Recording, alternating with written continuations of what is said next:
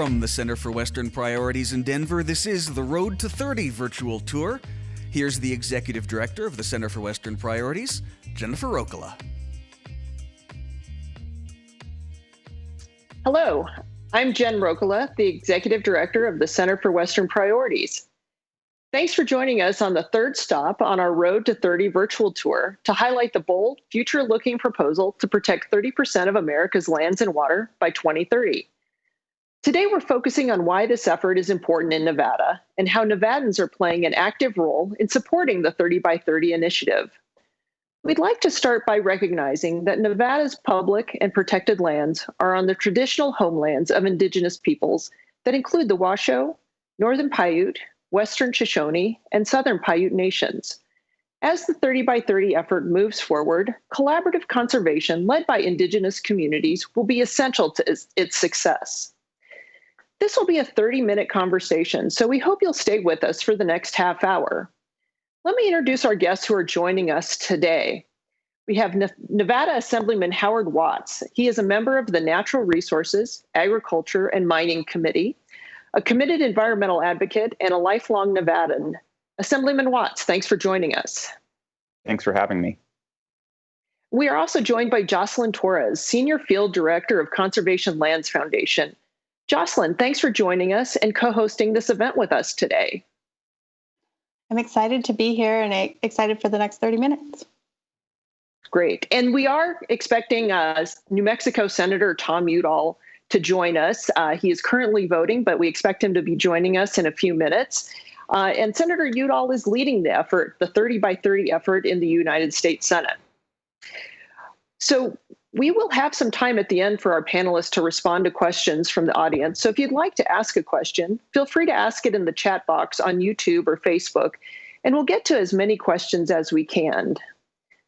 And I'm going to actually start with some good news. Yesterday, the U.S. House of Representatives passed the Great American Outdoors Act with overwhelming bipartisan support. The bill passed the Senate last month, and it now heads to the president's desk for his signature.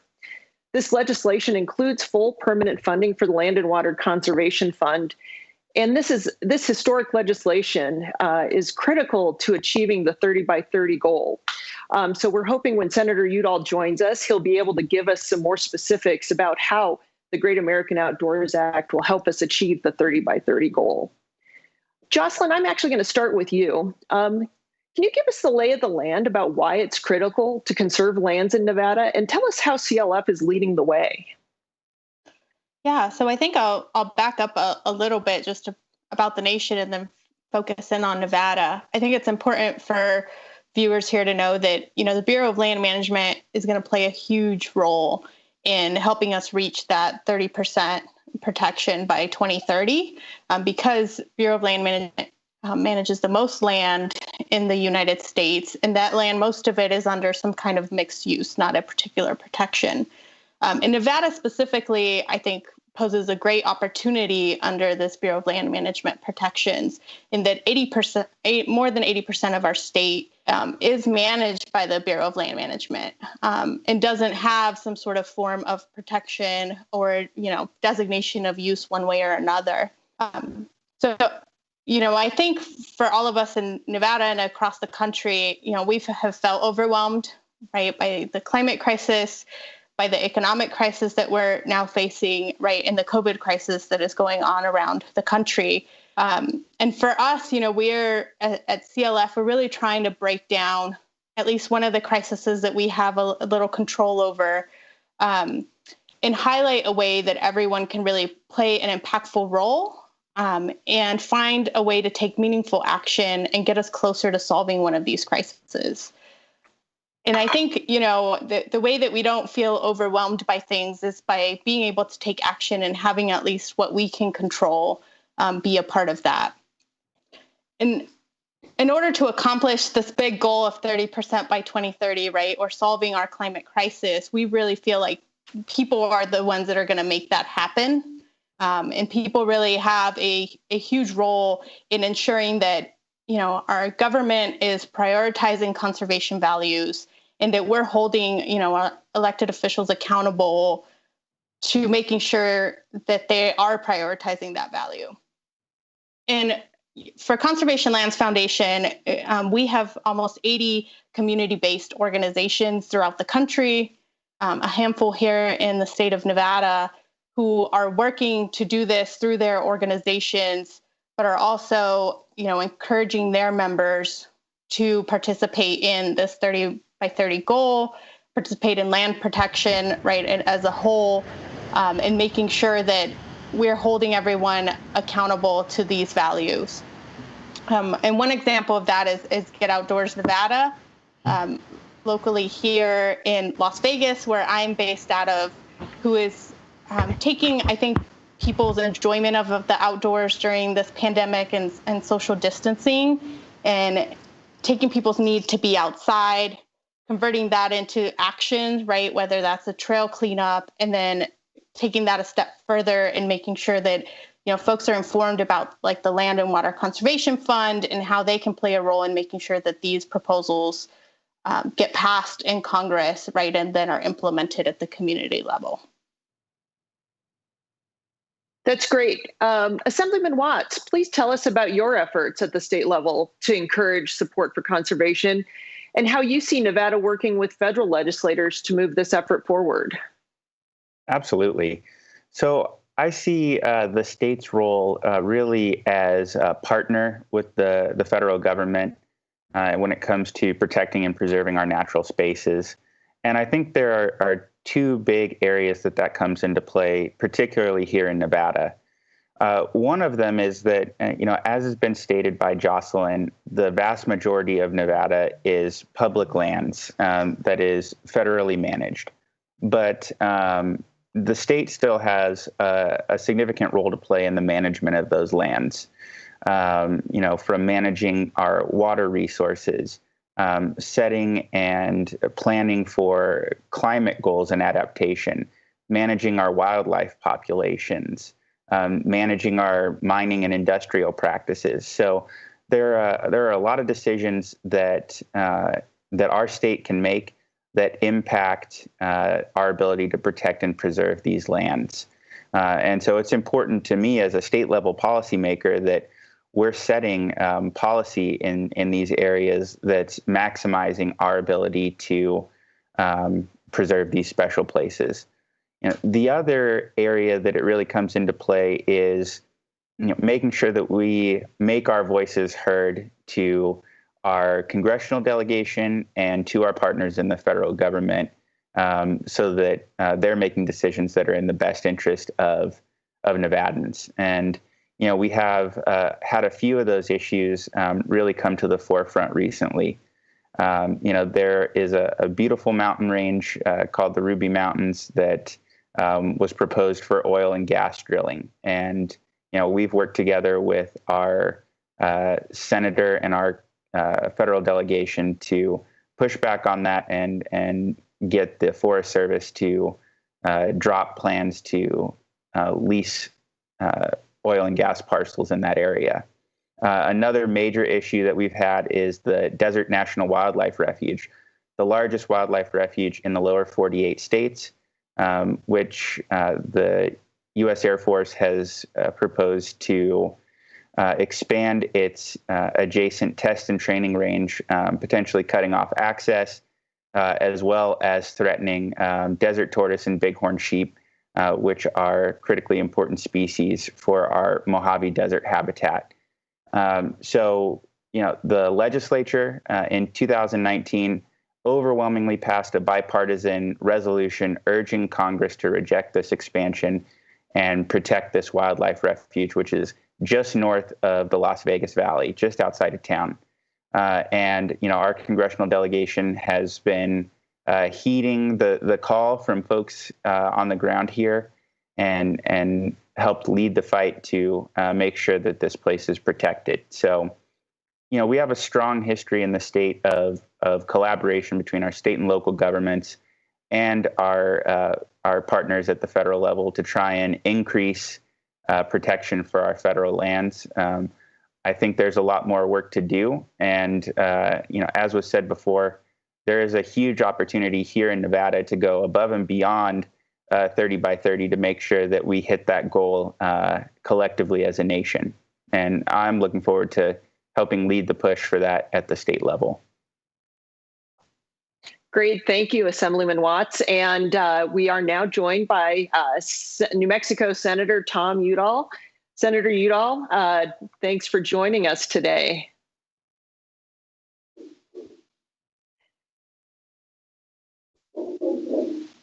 I think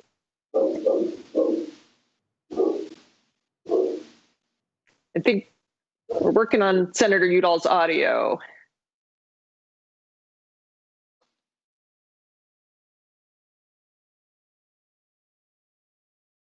Great. All right.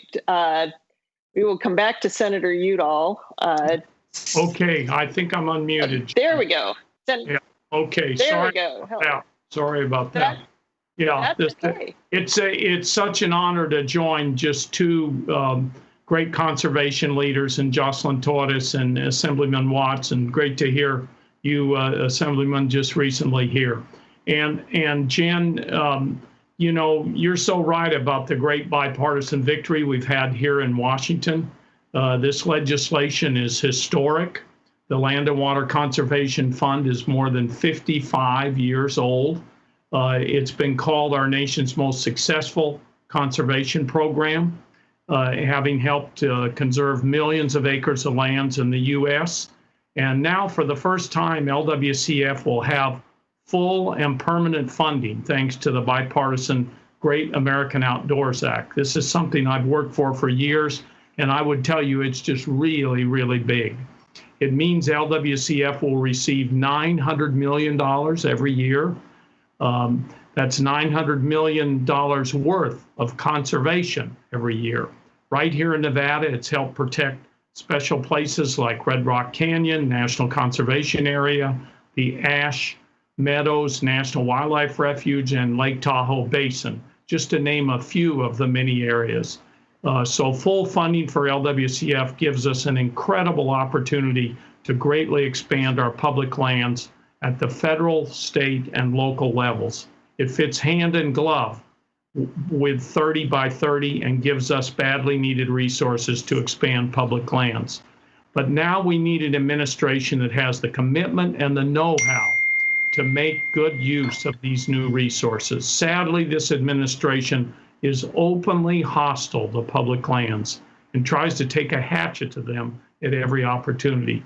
So getting out the vote in November is absolutely critical to expanding our public lands and so much more. Great to be with you today. Thank you. And this is a big victory in Washington that we've just had on the Great American Outdoors Act. Yes, thank you, Senator. And as you know, today, our Nevada event today is co-hosted by the Conservation Lands Foundation. And I understand your father, Stuart Udall, who was Interior Secretary in the Kennedy and Johnson administrations, was a founding member of CLF. So he clearly understood the important role that the Bureau of Land Management would play in future conservation efforts. Can you give us your take on the role that BLM lands can play in reaching the 30 by 30 goal? Yeah, oh, you bet. And I know Jocelyn, my father, and Jennifer, you all know how excited he was and the great role he played in the founding of the conservation lands. And it was something that was wonderful for him. My father was truly a visionary, and he knew how to get big things done. And helping fund the Conservation Lands Foundation in 2007 is just one of his many lasting contributions to conservation in America. He understood that the role of the Bureau of Land Management need to change with the times, that the BLM shouldn't just be an agency that manages extractive uses on federal lands. He understood the agency could also play a critical role in conservation. BLM is our nation's largest land manager, managing over 245 million acres, or 1/10 of America's lands, and 35 million of those acres are managed within the National Conservation Land System. These include wilderness areas, national monuments, national conservation areas, national trails, and wild and scenic rivers. In Nevada alone, BLM manages 4 dozen national conservation lands, totaling millions of acres, including iconic places like Red Rock Canyon and Black Rock, High Rock National Conservation Area. BLM's more recent mission as a steward of national conservation lands require a shift in culture. These lands are managed for conservation purposes, not for multiple use purposes. And the Conservation Lands Foundation has been key in supporting BLM with that shift. As a result, BLM is well positioned to help meet the challenge of 30 by 30 with its expertise protecting some of our most treasured public spaces. And as we already talked about yesterday, marked a great landmark victory for public lands in our nation with the House of Representatives passing the Great American Outdoors Act. With full funding every year for LWCF, we're looking at an amazing opportunity to expand public lands to help meet our 30 by 30 goal. And BLM should be a big part of that expansion. Thank you, and back to you, Jen. Thanks, Senator. Jocelyn, I'm going to turn to you and ask, how do local Indigenous efforts to protect special places in Nevada factor into the recipe for success in reaching the 30 by 30 goal? Yeah, I think starting off, we talked about the acknowledgement at the beginning of this call. And, I think it's important to highlight, right, every part of Nevada is on Indigenous land. And so Indigenous communities, Indigenous nations are going to play a huge part in helping us achieve those goals and finding the right places that are both cultural landscapes that are important for their ecological value, for their biodiversity, and finding the connectivity between all of that and picking the most special places in our state. Although I will make the argument that our entire state is special, but sometimes we have to choose our favorites. And I think, too, Indigenous communities have stewarded these lands before Nevada was ever a state or a territory. And I think, for all of us, it is important that we listen and follow the examples of our elders, of our ancestors, and learn from them on how we can really achieve healthy and sustainable communities, not just within our state borders, but beyond that. Because we know that in order to achieve, the 30 by 30 goal is not just for the United States, it's a global goal. And we all have to play our part there to ensure that connectivity is happening everywhere. And, specifically in Nevada, we are working in conjunction with the Fort Mojave tribe on the Vikwame National Monument designation. It's in its very early stages, but this is an example of a landscape that has both cultural importance and is also a missing piece in the large landscape connectivity that I think we're all hoping to achieve in this 30 by 30 effort. The Vikwame area is right between what would be the Mojave Preserve on the California side of our border and the Lake Mead National Recreation Area along the Colorado River in Nevada. But that one piece in between doesn't have any particular designation. But we know, obviously, through how people have used the land in the past and how wildlife uses the land, they're not skipping over one area. They need the ability to connect that together. And I think we talked earlier about the various crises that all our communities are facing. And I think this has forced us all to think very differently about how the environment, in our communities are so interconnected. And why we feel like this effort, particularly in partnership with the Fort Mojave tribe, kind of highlights that, that nothing exists as just environment or just culturally important or just historically important. All of these things are layered together, and we have to find the best solutions for all of that. And I will say, if folks want to learn more, I will plug in that there is a website set up now with more information on this monument proposal, and it's honorspiritmountain.org, and mountain is all spelled out. That's great. We will include that in some follow-up that we send out after this episode. Senator Udall, many states in the West have millions of acres of public lands, including Nevada, where 86% of the state's land area is public lands.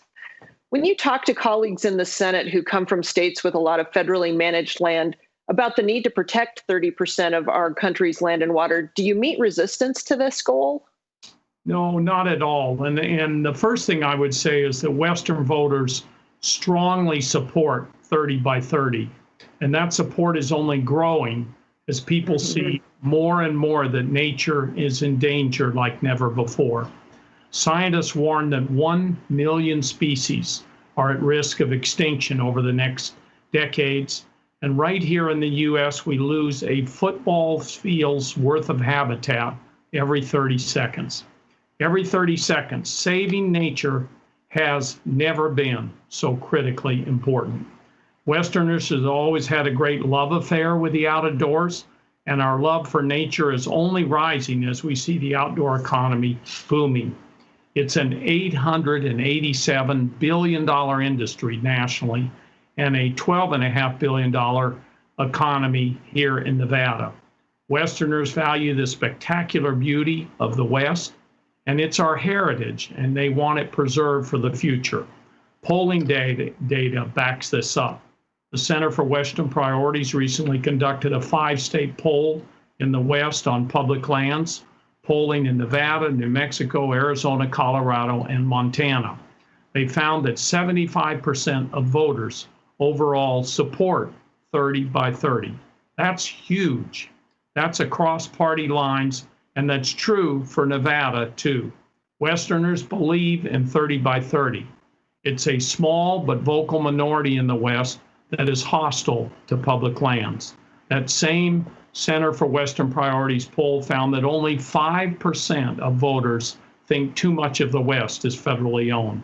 So Westerners support public lands and support 30 by 30 in pretty overwhelming numbers. And I hope Western senators from both parties will listen to their constituents and get behind 30 by 30. Democratic senators from across the country are already co-sponsoring my resolution, including senators from the West in Colorado, California, and Oregon. The 30 by 30 movement is growing and steadily gaining momentum. It would be critical if we had support from the president. We need leadership from the top. Vice President Biden has signed on to 30 by 30. We all know the current administration is no friend of public lands, so we won't see support coming from that corner. But Americans treasure our public lands and want to see them protected, maintained, and expanded, especially now. The COVID-19 pandemic has made it harder for us to go outdoors, made it harder to safely visit our national parks and other public spaces. But it's made us appreciate being able to get outdoors, to get out in nature even more. So while there may be resistance in some corners in the halls of Congress, I believe that a combination of strong public support, new leadership at the top, and Americans clamoring to get outside can help build enthusiasm and support for 30 by 30. Back to you, Jen. Thanks, Senator. And thank you for mentioning our Winning the West poll, which we did just conduct in 5 Western states. And in Nevada, we did find that 73% of Nevada voters support the 30 by 30 goal. Assemblyman Watts, access to parks and natural areas for urban communities is critical. How would the 30 by 30 effort help with access to nature in urban areas? Oh, that's a great question. Picking up on what Senator Udall said, the current public health crisis that we're facing has, I think, highlighted how important it is to have access to natural spaces. And research has documented very well the benefits that they bring to our physical, mental, and emotional health. And I think there are clear links between COVID-19, access to clean air, and the various detrimental effects that we're seeing due to climate change. So we need to tackle all of these problems, and they're all interlinked. New research from the Hispanic Access Foundation and the Center for American Progress shows that communities of color are 3 times more likely than white communities to be nature deprived. So I think it's critical that as part of the 30 by 30 effort that we are preserving, protecting, and restoring the outdoor spaces that are close to home for these communities. And additionally, we need public policy that promotes and expands access into those natural spaces for these communities. It's important that everybody has access to our public lands, to clean air and water, and the benefits that those bring. So, again, I think that's an area that state governments can be partners with our federal government in making that a reality. Great. Thank you, Assemblyman Watts. And I think, we've got a few minutes left, so we want to actually get to some questions from our viewers. And I think Aaron's going to post a question here. So Assemblyman Watts, the first question is to you. You mentioned the Desert National Wildlife Refuge Air Force bombing range conflict. Can you speak more about the efforts to keep the wildlife refuge intact? Absolutely. Thank you. So, a few years ago, the U.S. Air Force proposed expanding its Nellis Test and Training Range, which already overlaps a significant portion of the Desert National Wildlife Refuge. As I mentioned earlier, it is the largest wildlife refuge in the lower 48 states, created to protect habitat for desert bighorn sheep.